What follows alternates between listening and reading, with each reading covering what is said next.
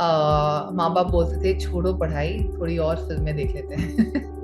बहुत बढ़िया, आपके मुंह में घी शक्कर, एक दिन प्रोड्यूसर भी बनेंगे। पांचों आपकी लाइफ से इंस्पायर्ड है, ये सही है?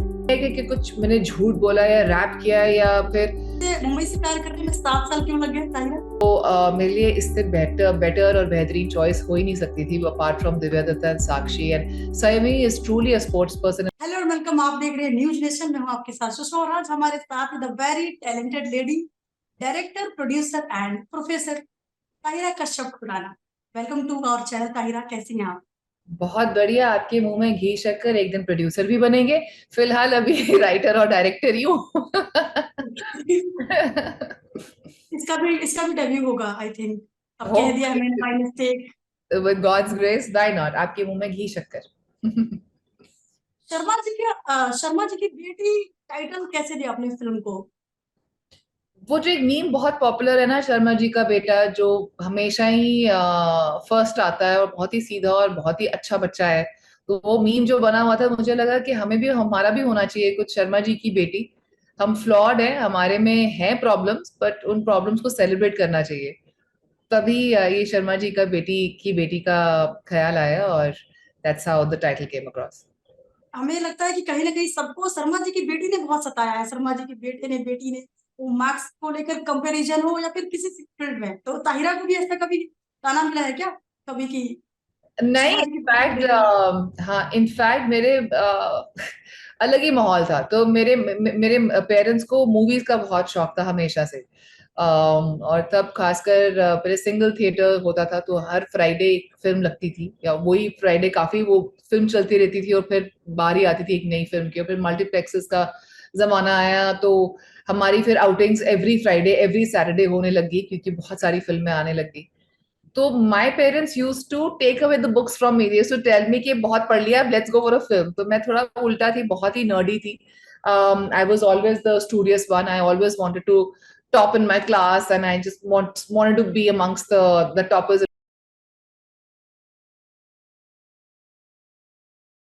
Sorry. सो या तो वैसा सीन था, मेरा सीन थोड़ा वैसा था कि मुझे फर्स्ट आना है, और माँ बाप बोलते थे छोड़ो पढ़ाई, थोड़ी और फिल्में देख लेते हैं। ऑडियंस को मैं पहले बोलना ही भूल गई कि जो फिल्म है शर्मा जी की बेटी और विमेन एम्पावरमेंट का फिल्म है ये। If I am not wrong, comedy के साथ है, जॉनरा है ऐसा। तो अभी हम ताहिरा से जानेंगे कि इसका जो विजन क्या है इसका, इनकी लेंस के थ्रू जानेंगे ताहिरा। विजन ये था कि मुझे कहानी बतानी थी इन 5 औरतों के बारे में, बट मुझे लेक्चरबाजी नहीं करनी थी, क्योंकि बहुत सारे लेक्चर सुन लिए थे कॉलेज में भी, यूनिवर्सिटी में भी, और लेक्चर दे भी दिए थे प्रोफेसर के तौर पे बॉम्बे आके। तो मुझे लेक्चरबाजी नहीं करनी थी, तो एक कॉमिकल टोन रखा, एक ह्यूमरस टोन रखा पूरी फिल्म में, तभी उसका जॉनरा कॉमेडी ड्रामा है, स्लाइस ऑफ लाइफ है।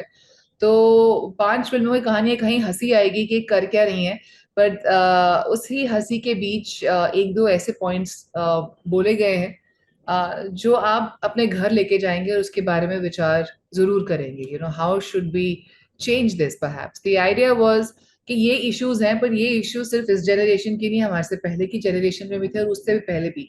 क्या हम ये इश्यूज अब नेक्स्ट जनरेशन में लेके जाना चाहेंगे कि इस फन तरीके से इसको एड्रेस करके सोसाइटी में थोड़ी एम्पैथी और लेकर आएंगे।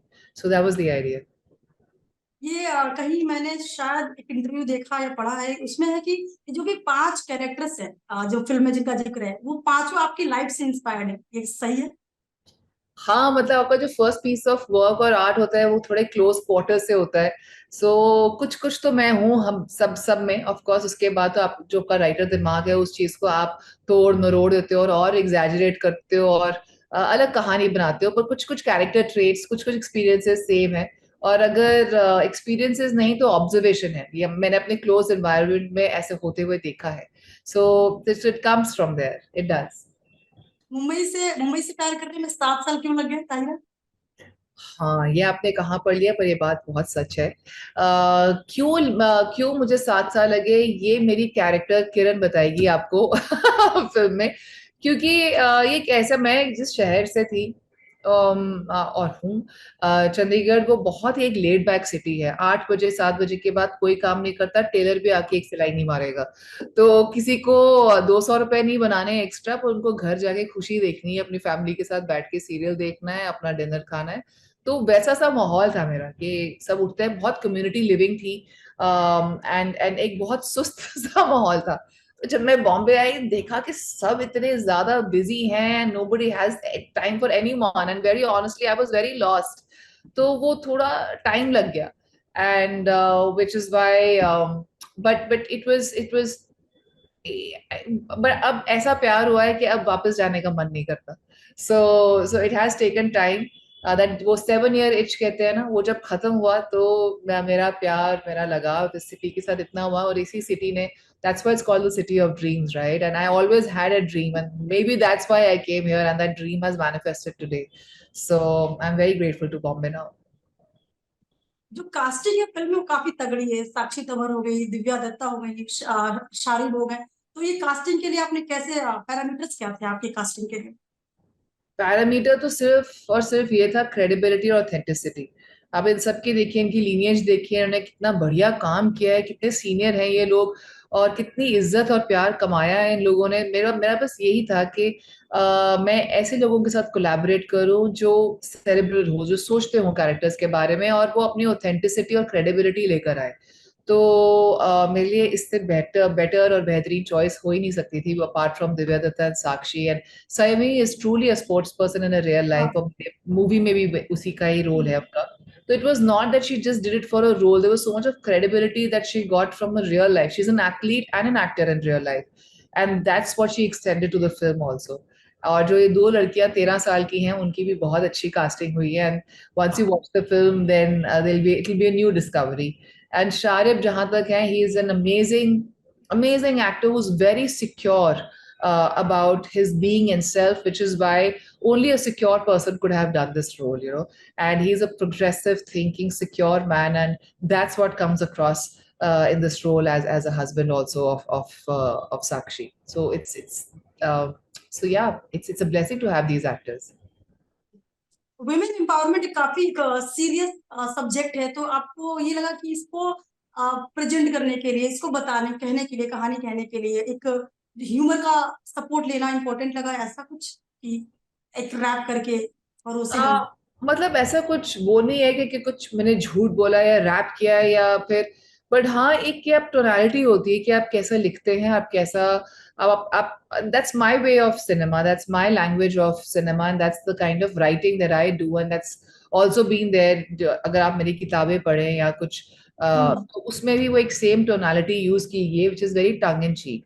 तो मेरा ये तरीका है, ये एक लैंग्वेज है कि किसी चीज को बोलना है तो कैसे उसको हंसी मजाक में बोला जाए। तो वो थोड़ा ज्यादा समझ आता है मुझे, और मेरी एक्सपेक्टेशन है कि शायद ऑडियंस को भी ज्यादा समझ आए जब कुछ चीज हंसी मजाक में बोली जाए, और ज्यादा डांट के ना बोली जाए, क्योंकि डांट तो वैसे ही पड़ती रहती है, और दुख तो वैसे ही हम जिंदगी में देखते हैं। तो अगर कुछ खुशी से कुछ दिखने को मिल जाए, सीखने को मिल जाए, तो व्हाई नॉट। कहीं पे ये बैलेंस करने का प्रेशर होता है, लाइक कॉमेडी भी कर रहे हो आप और एक सीरियस सब्जेक्ट को भी दिखा रहे हो, तो बैलेंस का प्रेशर रहता है कि दोनों को हल्का फुल्का ऐसा कुछ? There was no pressure, very honestly. It's a first project, so you do it from a place of honesty and a lot of heart into it. And आपने कोई अपने boxes और दायरे नहीं रखे होते, which is why there are 5 women, and the age groups also that you see, it's very diverse. It's not that cliched age group that you often see on हाँ। Indian cinema.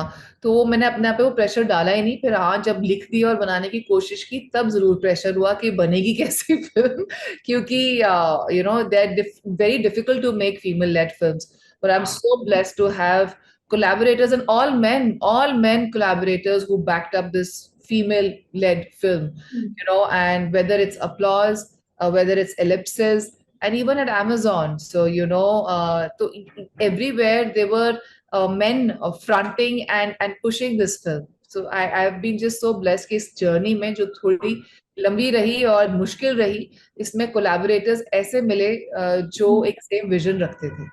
तो ऐसा कोई pressure नहीं था, और ना ये मैं प्रेशर अपने आप पे रखना चाहती हूँ।